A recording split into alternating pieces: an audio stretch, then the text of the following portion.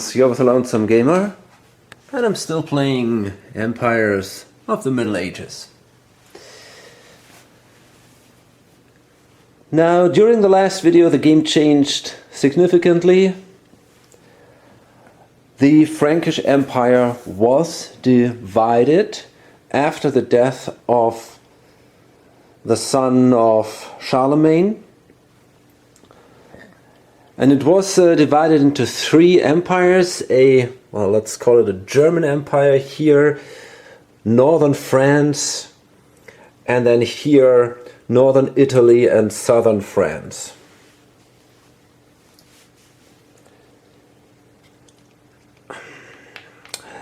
These two empires are definitely very rich and powerful. This one is probably a little better, a little bigger, I'm not sure, but at the moment, well, I think it's actually not much bigger, maybe one state or something. But at the moment, their main problem is that they don't have any tax income except from Lombardy. The Irish formed up here. They are in a problematic position because they're simply so small. They try to keep the French from attacking them and attacking the British mainland simply by plundering these areas here and make them in this way less attractive. In a way that worked. And finally down here we have a Muslim empire, the Spains, and they had to deal with a magnet but managed to fight him back, and now they're basically trying to improve their position down there. There's now an interesting question coming up here. These two empires, they might consider now, as long as this guy has basically no income, maybe it makes sense to form a coalition and try to wipe him out. I mean, it's not easy because these are population-rich areas here, so it takes a while to conquer them. But yeah, I mean, they are both pretty powerful, have quite a bit of income, while the other guy doesn't. So it might be a good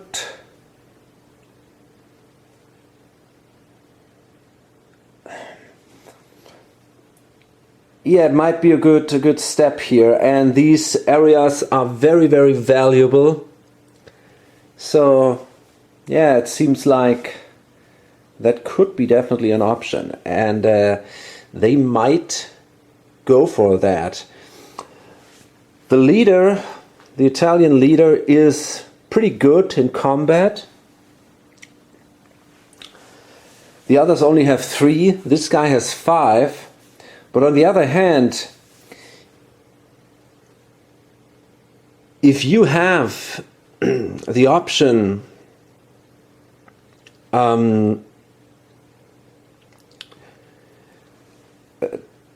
to pay, I mean, you have the option to simply pay more money, and in this way you can, in a way, just compensate these 2 points of difference here. So I guess this would definitely be an interesting idea.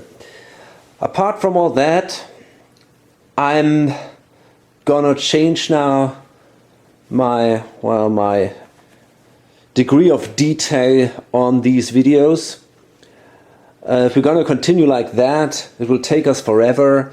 The turns will now last even longer because instead of 2 we have now 5 players or 6 players. That means 3 times the actions, 3 times the events. So I'm gonna only show if something really interesting happens, maybe like that battle here, for example, and otherwise I'm just gonna show the basic flow of the game and tell the main stories. I want to try to do maybe I don't know, 5-7 rounds per video. That would be definitely my goal here. Okay, so right at the beginning of the turn we see a Viking raid, and that's something new that we haven't seen until now. The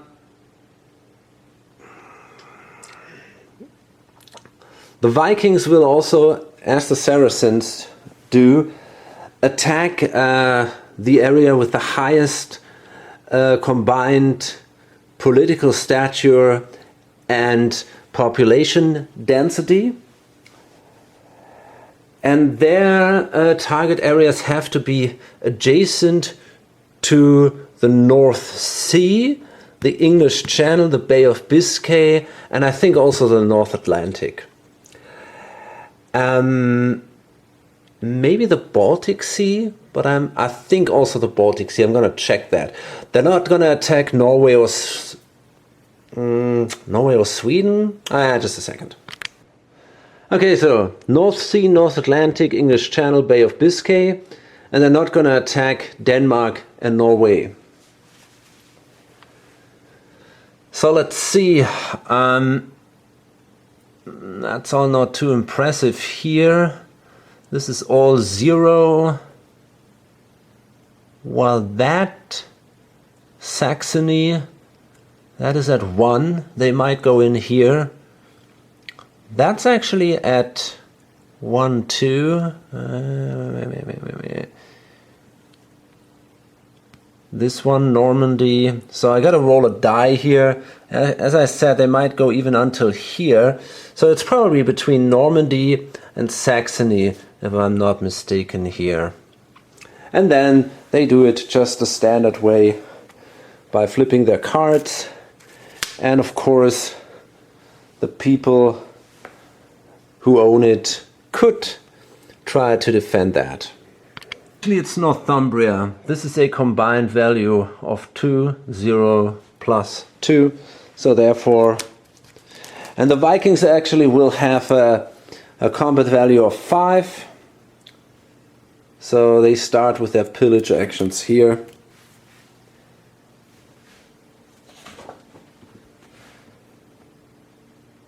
Okay, that would be a 5 plus 2 is 7. And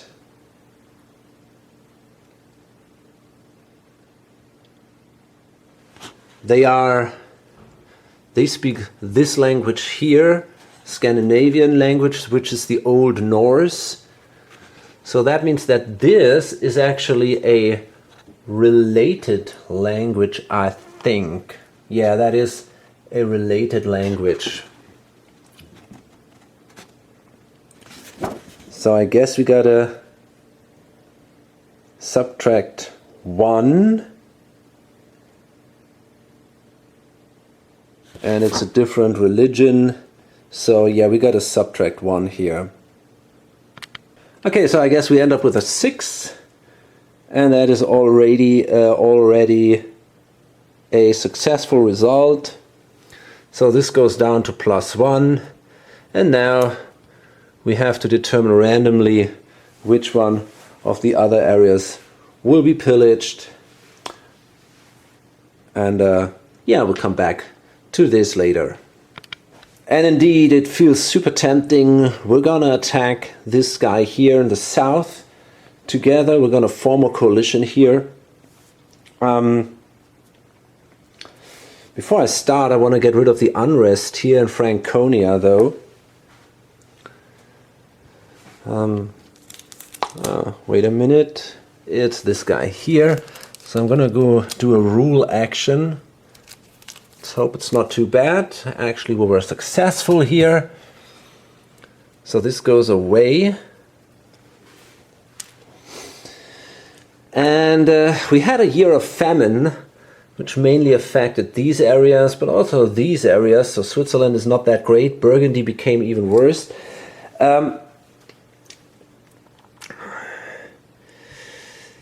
still, I think I want to attack the court here, but first I want to tax, and then I'm going to try to attack Lombardy. Well, actually, I missed that. The blue player is actually first. He's the third player here. Then it's the yellow guy, and then it's this white player. So, the blue player has 3 actions left, because he had to do some ruling. But now he might actually considering doing an attack.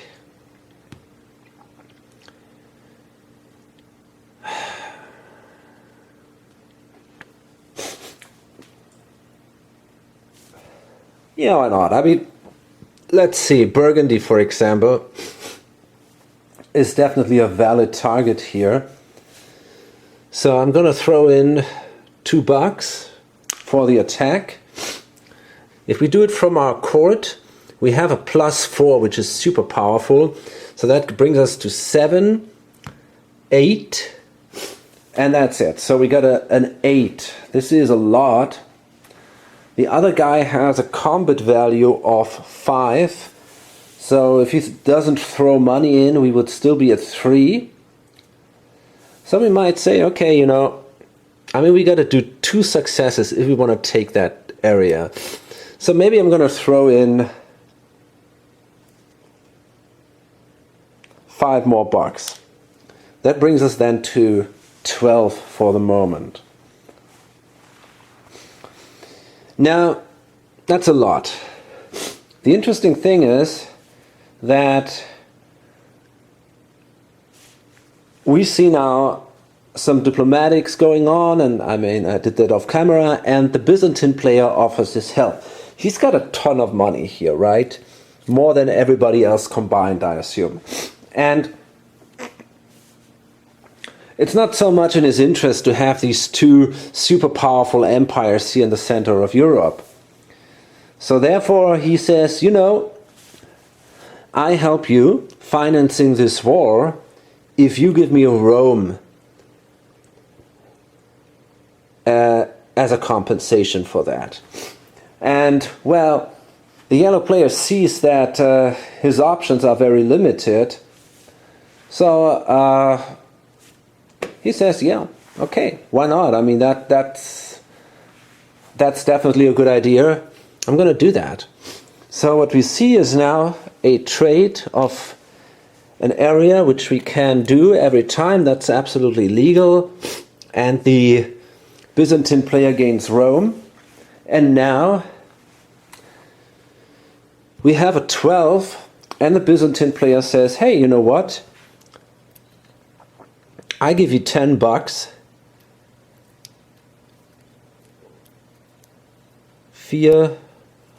4, 5, 10. Well, maybe I give you just $35. So that might be a good start. And he spends $10 and maybe even a little more. Maybe even 12. Well, you know what? I think he actually might spend exactly $13.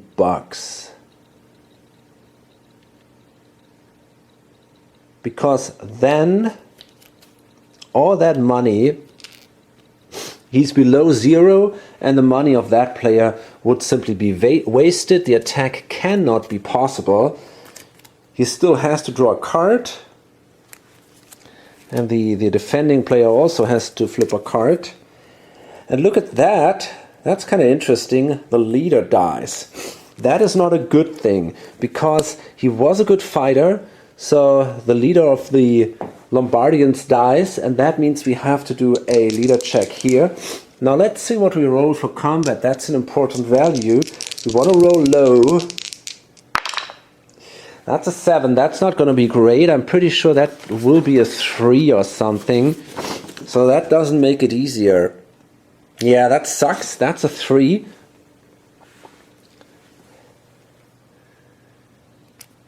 And there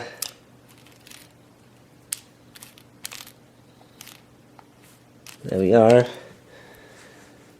Let's see what the other attributes are, but that's not that important anymore. An 8 from a 3, that could be a 5 maybe. No, it's also a 3. And then finally the diplomacy. That's a 5 from a 2. Well, that goes up to a 5. That's at least something. But in the end,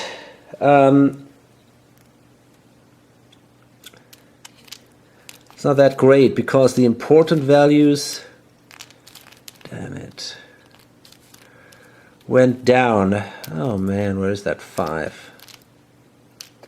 Okay, so now this guy has paid another, I don't know, $3 or $4. So that means this guy has now a value of 2 for the attack. And look at that. That's painful. That's enough. But the active base also loses 1 here. So that's the first conquest. So we got to place a marker there.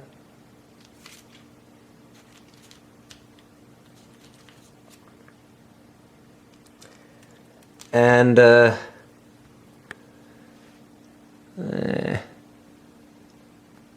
we are. This goes even further down to -2, and this is removed too. Okay, now that makes it even more, and we have to flip a card here. Okay, that makes it now even more easy for the attacker. So I guess we can spend again $2 for the attack.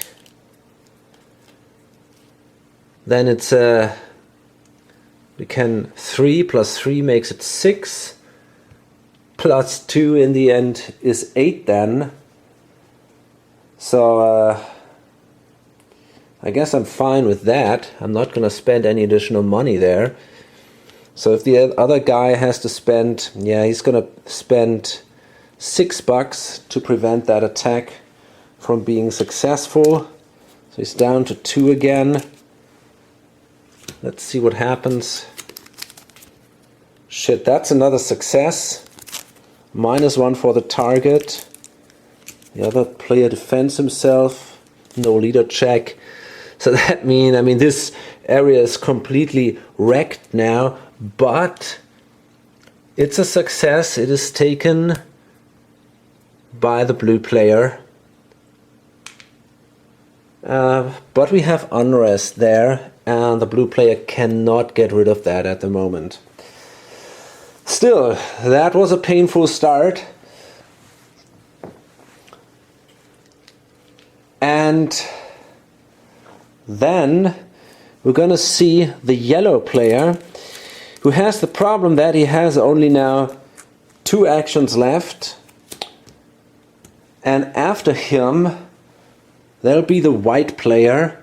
The yellow player has to use one of his actions. That's mandatory. And so after that, he will only have 1 card left for defense. And then, of course, the white player has all the options to really do trouble here. We'll see about that. Now, the yellow player was kind of lucky. He drew the tactical systems. And this card increases a player's effectiveness rating for conquest and pillage by 3. When the player undertakes a defense, the attacker's effectiveness rating is reduced by 3. Once played, this card effects must be used each time the player undertakes a combat. The card is lost if, in conquest or pillage, a -1 is applied to the owner, or if an area defense is conquered.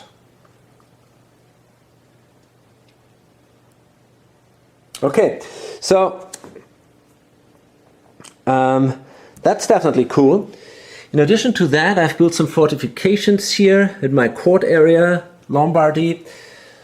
But now I only have one card left to defend myself, and that's going to be a tough one. But anyway, so now it's this player over here, the Saxon player. He already did the taxation because I kind of mixed this up. And so he can do now an attack. He's going to attack from Switzerland. Now he's got 3 cards left. So if he burns 1 card to get rid of this card, basically, then he might still be able to get the court if he's really lucky. So let's see, I mean, his odds are not that great though. He's got a 3 as a combat value plus 0. And then he has to remove he has to subtract quite a bit. There is the different language, so that's a 2, so he's at 1. The court area, so that's -1, and then the fortification, so he is at -3. So first of all, he's got to pay $2. And then I think he's gonna pay, hard to tell, maybe $8, so that he ends up with a 5.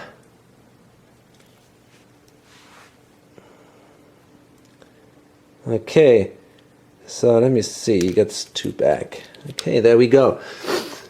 So now the other guy wants to defend himself, so he plays that card, and he is at 5, as we said. He has the tactical systems now if he defends, and he can use his combat display. So that means this area, this attack is an automatic failure because it's below 0. We still have to flip it to check if there is a leader death, which is not the case. Okay, fine, but now the problem is that from now on this guy is defenseless. And he still has these 2 cards.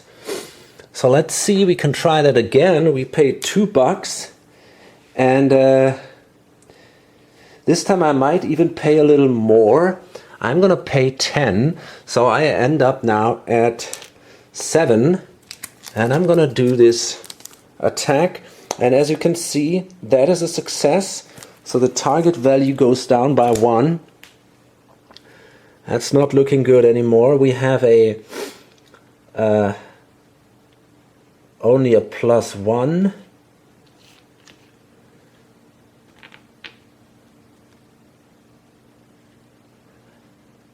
Yep. Okay, and then I'm going to do my next and last attack. I'm going to spend another $2. And we are now at -2 instead of -3 because of the lower of the social state of the target area. So that means I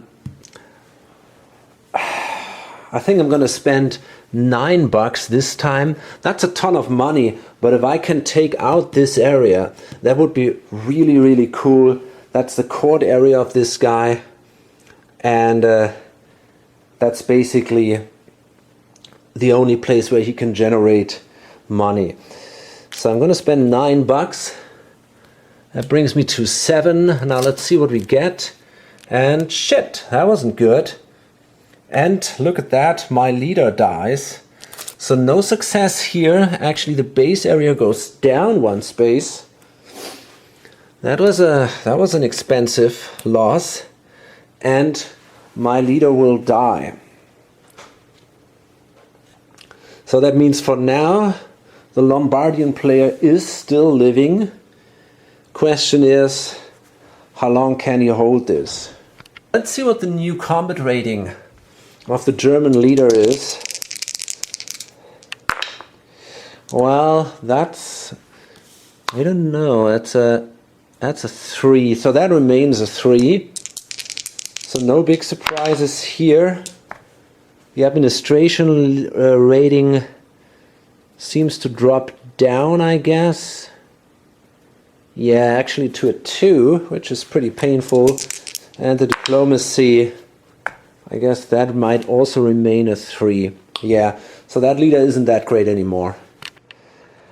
The Byzantine leader has drawn one of these infamous leader dies airless cards, and they can be pretty brutal. Drawing player immediately performs leader statue check. All his diplomatic ties are removed from map. Each area in his empire, not of the leader's language, receives an unrest marker and is checked for rebellion. Player loses claim to any area that rebels or that he doesn't possess.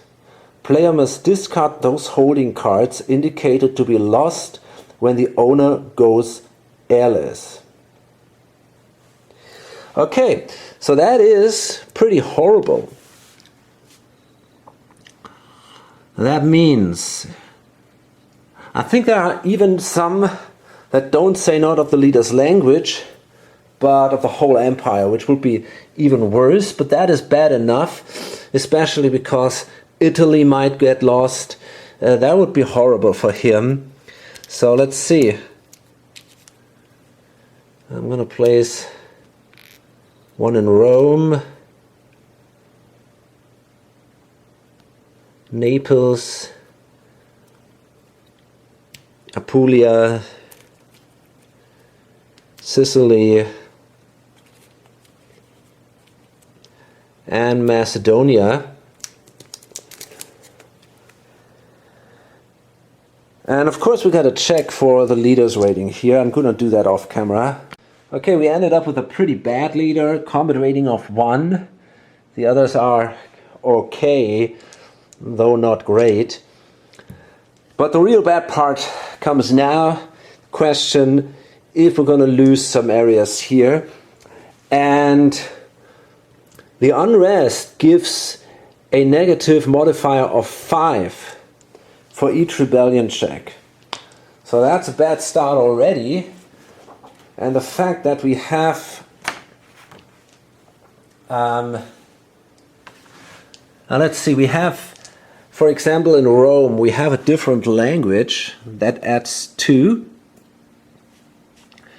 We have a different church, which also adds 1. So that means we are already at 8 here. So that's not looking good. And now I bet this guy is wishing not to give the other player $25 because now he would have needed the money to improve his own empire. But we'll see. Now it's an 8. Okay, that is maybe still good. No. Well, actually it is. Look at that. Look at that. So that remains fine. No rebellion there at least. But the area remains in unrest. Okay, what about Naples? This is looking a little better because of the fortress, but it has a positive value here. So let's roll the die first. That's bad. I think that's really bad. So we have a 5 plus 2 for the language is a 7 plus 1 for this thing is an 8 minus 2 for the fortification is a 6. But we rolled a 10, but we were lucky again. Still unrest. Apulia. That might be good, I think. I'm pretty sure it actually is. Yeah. Sicily. Oops. Oh, shit.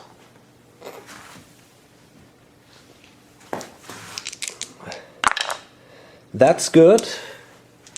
And Macedonia. Looks like we're getting away here. Well, that could be a problem though. Macedonia, that would be painful actually. Because if Macedonia would be lost, we cannot trace a line here through the Adriatic anymore, which means we would have massive trouble getting rid of the unrest in these areas here. Because we could not rule there except by sea and... oh gosh, this is getting problematic. But let's see. So we have here different languages, a 2. Same church though, which is good. The unrest is a 5, so we're at 7. -2, so that brings it then, I think, to a 9.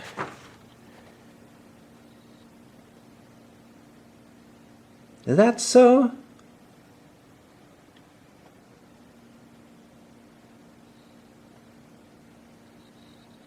No, actually that's not true.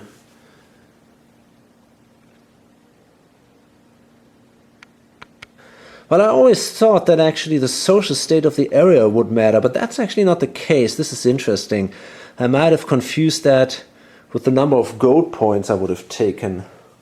Okay, well that's good to know. So let's see, we have a 5, different languages, a 7, but then we have this thing here. If the area is connected to an independent area of the same language and religion, but that is not the case because these suckers are pagan and these guys are Eastern Orthodox. So that is actually also not the case. So we might be good. That's a 7. We rolled a 10. Let's see.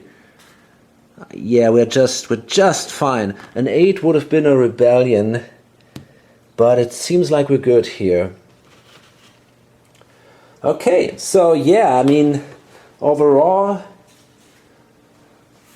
I guess we were kind of lucky.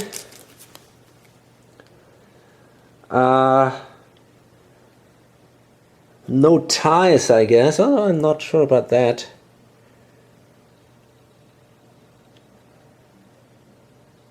Let's see if we have any ties. There is a diplomatic tie. I'm pretty sure we're going to lose that. And there would be also a diplomatic tie. That sucks too. So I guess that's it then. Yeah. So these go away too. And that is the wrong marker here. That's too bright. That's from the other player color. I mean, this is pretty ridiculous, these two blue colors. Okay, anyway, so yeah, it looked like things could have been worse. What about these claims here? Look at that.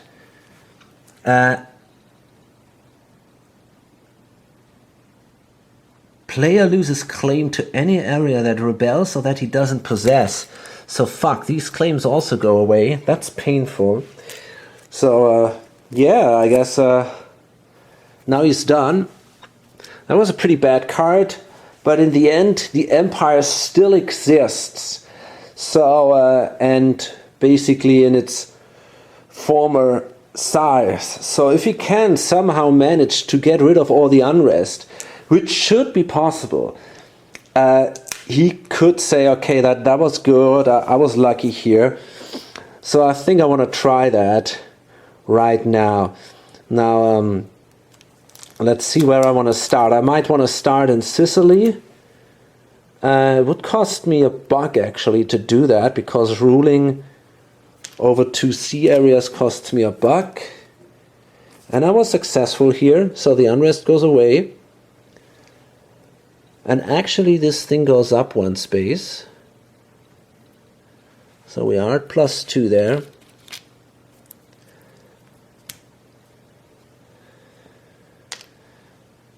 And then I'm going to continue Macedonia, I guess. Yeah, let's see. That's good enough to get rid of the unrest. And we're going to go to Apulia. We got to pay $1 for that, because it goes over sea, but not right from these from the seafaring symbol on. So yeah, let's see if we can do that. Well, that is good enough to get rid of the unrest. So it seems like we can handle all that shit. I'm gonna go for Naples now. I'm fine there too. It doesn't improve things, but it's good enough to get rid of the unrest. And finally Rome, and also a success here. Wait a minute, I might have had a leader check. Nope. So it's finally Rome, and we did that too. Okay, so in the end,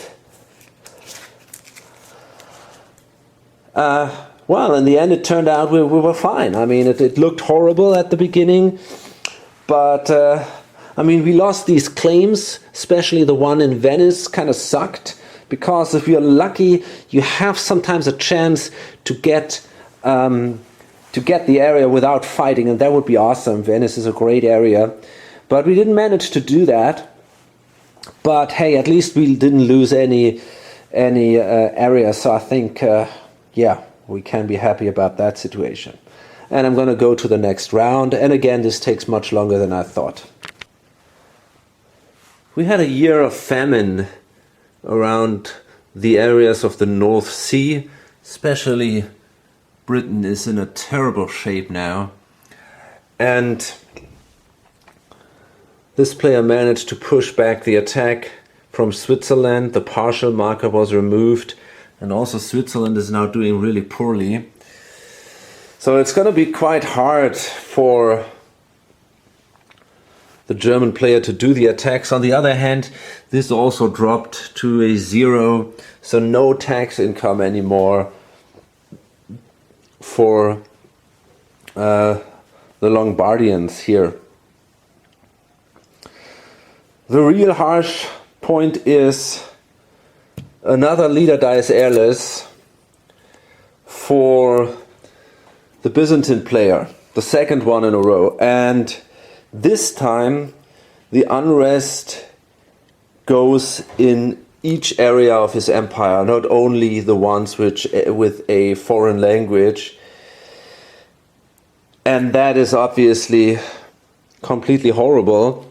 So we gotta do now rebellion checks on each areas, and we see if he's again that lucky, or if this time he will lose areas. So we start with Rome here, and that could be a problem. We have a 5, but apart from that, well, it's the different church is a 6, different language is an 8 then. I think that's what we have here. And we rolled a 10, so it seems like Rome is lost actually. Let me see again.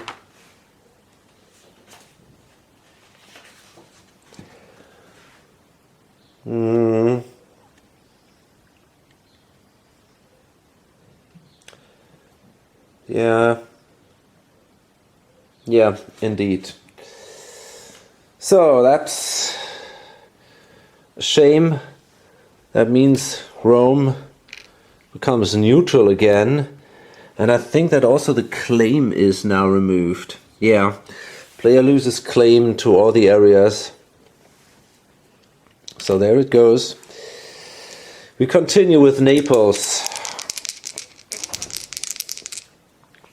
And of course we got to place an unrest marker here too. That's okay. Apulia.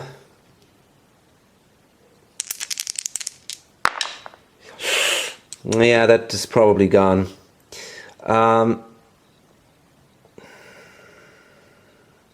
That's 2.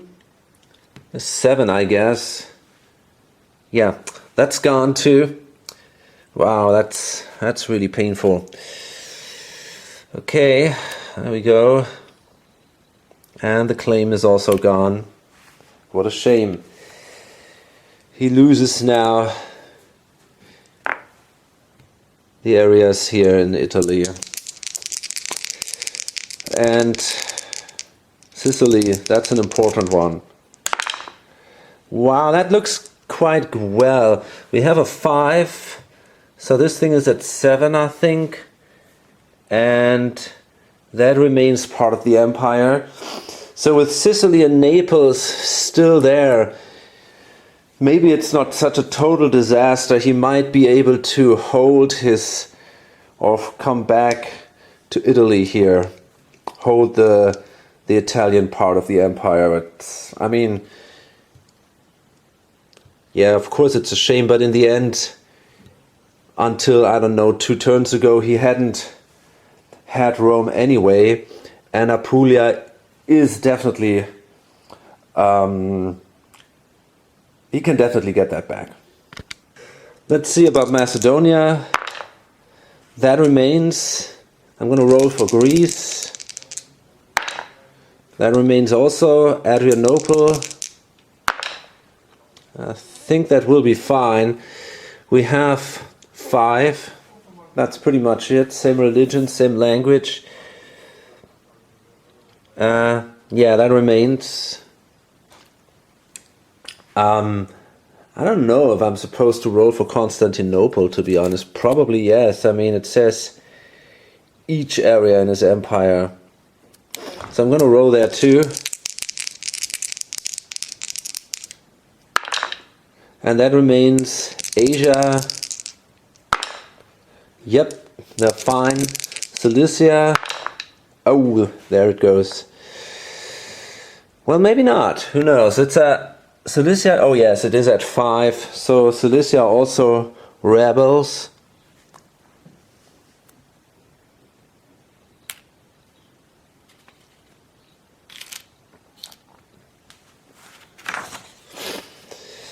And wait a minute. We need a +2 marker here, which we don't have.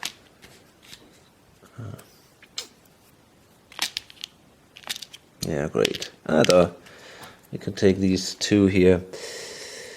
So there we are, and the claim is gone. Anatolia. That should be good. Yeah, it is. And finally Trebizond. Yeah, that's also good. Okay, we've lost 3 areas, which is painful, and of course we got to place the unrest in all of them. Maybe it could have been worse, but this is just such a terrible card,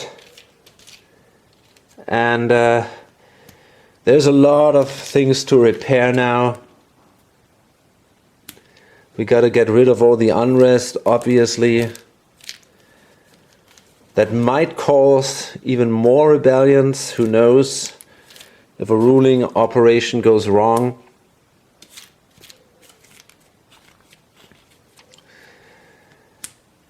But it will definitely take a while until the empire is back where it was at the beginning of that turn.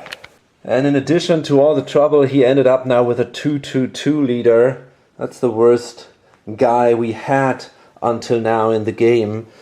So that doesn't make all the challenge easier here.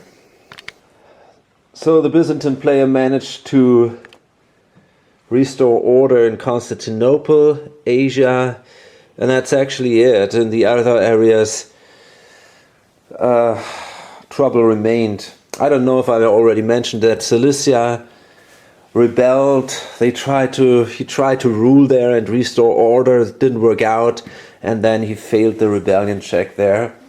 So he has now 3 of his former areas, Cilicia, Apulia and Rome, under that rebelled. In addition to that, we have another leader that is airless card, right the next one, in Spain. So the empires really suffer here. I didn't roll for the rebellions yet, but we ended up with a new administrator rating of 9, which is of 1, which is a total disaster in this specific situation. So now I'm gonna roll for the rebellions in Leon, and that is pretty sure gone. So let me see, but well, maybe not. Wait a minute, we're at 5 here. Same religion. So it's only the unrest. Actually, it remains with an 11. It's not gone yet. Portugal. That also remains then. Castile is fine, I think. Córdoba is fine. Granada is fine. This is gonna be harder. Aragon. An 8 is also fine. As long as there's the same religion and the same language, situation is not nice, but there is a good chance it remains. Problem is, if they become another language, then the odds are good that they fall apart from your empire, as we've seen here in these areas. So I'm still gonna try to do my ruling and somehow try to get rid of this unrest, even though I have such a crappy leader. But I mean, what can I do? Okay, so after the first ruling action, his leader died, and he now has the chance to really start all over again. He ended up with a fantastic guy, combat rating of 9, administration 3, and diplomacy 5. So this is more than impressive. And if he gets this, if he can restore order in his areas, he might actually consider also getting a piece of the cake here in the south of France, with this extremely strong fighter there. Things changed quickly here. We managed to get rid of most of the unrest except for Aragon, but our leader died once again, and we have now pretty much a loser, 3-2-2. So from the best guy in the game, we ended up with nearly the worst one now.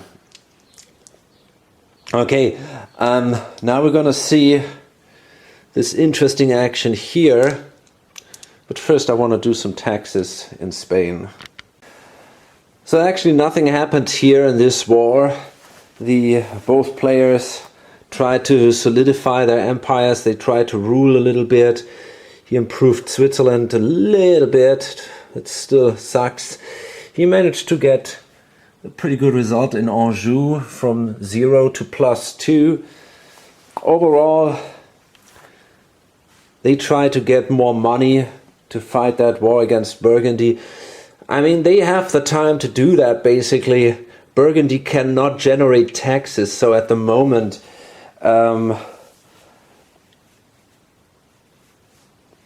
time works for them. Of course, Burgundy still has a lot of money left from the Byzantines, and it's always possible that the Byzantines give them additional money. But as long as they have to deal with all this unrest in their empire, I find that a little questionable. So the Lombardian player goes first, and his idea is now to fight back. Maybe he can strike through Anjou, and then maybe he can even attack the court here. I mean, it's kind of unlikely that this is going to be possible. There's a population value of 3, so that's probably not going to work. Yeah, maybe that's not a good idea. But we might be able to take Anjou and maybe Aquitaine, for example. That could be an option here. So let me see. I'm going to attack Anjou.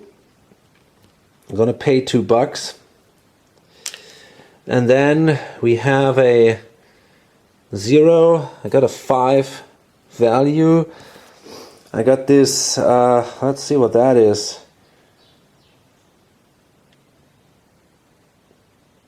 Yeah, I got an additional 3 for the tactical system, so I got 8. Got to subtract 2, so I'm at 6 here. And I'm going to leave it that way, and let's see what the other player throws in. I mean, he can defend himself. He's got a little money left. So I think he wants to pay. That's painful, but I think he doesn't want to risk anything. So he throws in $7 and defend himself that way. But the big problem is, of course, yeah, that's no problems here. That costs him a lot of money. So he's going to try that again. Spend another $2 here. So he's again at 6. And he's gonna defend himself again, but this time he's only afford $2, I think.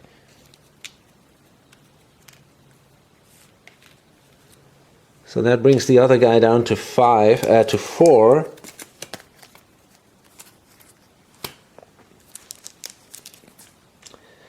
Oh, that was lucky. Just good enough. And I think, well, I got 3 cards left. I mean, I think I want to hold these 3 cards to defend myself then. But yeah, that was definitely expensive for the French player. Luckily for him, it wasn't successful. So the Irish player tried to conquer Mercia and was successful here. Then he started ruling, and well, that didn't went too well. These areas are now all at -2, that one even at -3. So it's going to be a long way for him to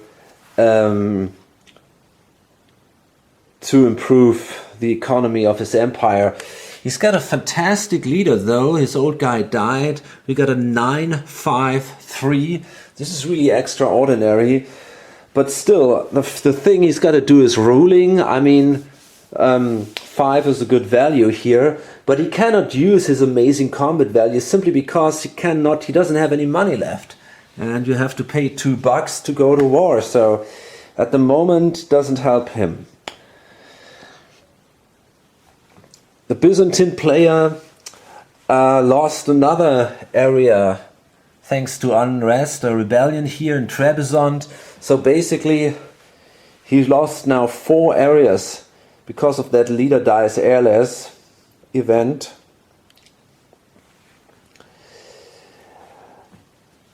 And then we had a year of famine around the Mediterranean, and that is pretty bad for the Lombardian player, who is already massive under pressure because now basically all his areas dropped by 1. So that definitely gives him additional trouble. We're going to see now the German player. Let's see what the event brings. That's a Byzantium card. Yeah, I think that's simply a card that helps the Byzantine player. I'm going to discard that because it doesn't affect us and we already hold 3 cards. So what am I going to do now? I mean, the other guy has 3 cards to defend himself. It's got a combat value of 5. First I want to get rid of the unrest here. Let's see. Well, that's good. The unrest goes away and my leader dies, which is a good thing because he was a pretty bad guy. So let's hope for a better one now. Okay, so we did see 1 attack attempt from Anjou against Toulouse.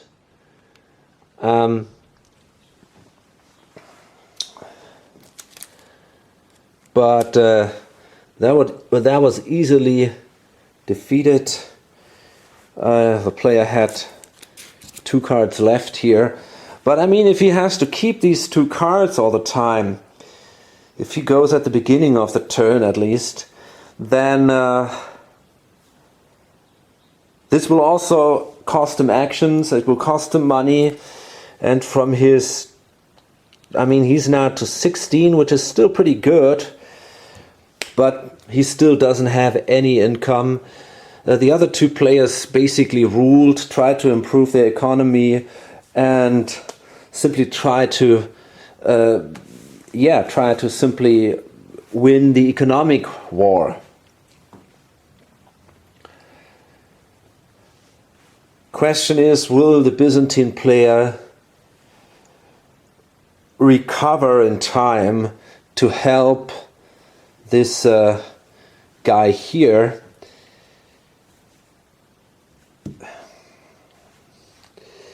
Question is also maybe even, it's an interesting choice. I mean, the Spanish player, he could either consider grabbing his own piece here, or maybe saying, hey, I want some balance in this area, so I also help that guy. These are tough questions, and I mean, he doesn't have a lot of room to expand, so therefore maybe it's a better idea to get himself a little bit of areas here.